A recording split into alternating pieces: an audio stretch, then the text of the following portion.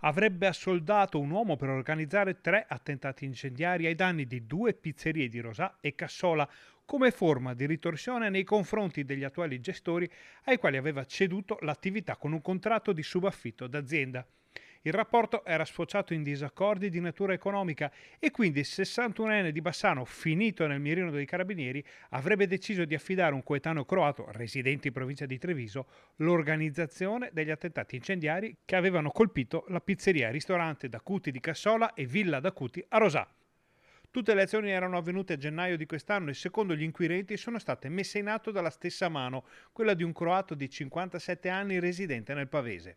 L'uomo era stato accompagnato alle pizzerie da un 39enne serbo che vive a Mestre e da una 36enne trevigiana e in uno dei due blitz anche da un 31enne serbo già detenuto nella casa circondariale di Venezia per altri motivi.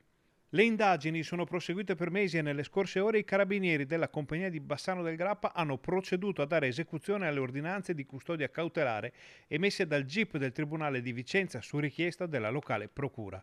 L'azione dei militari è scattata fra Padova, Pavia, Treviso e Venezia nei confronti delle 6 persone ritenute a vario titolo coinvolte nel triplo attentato incendiario. Per il 61enne bassanese è ritenuto essere il mandante, per l'organizzatore e per l'autore materiale è scattata la custodia cautelare in carcere. Per gli altri sono stati disposti gli arresti domiciliari.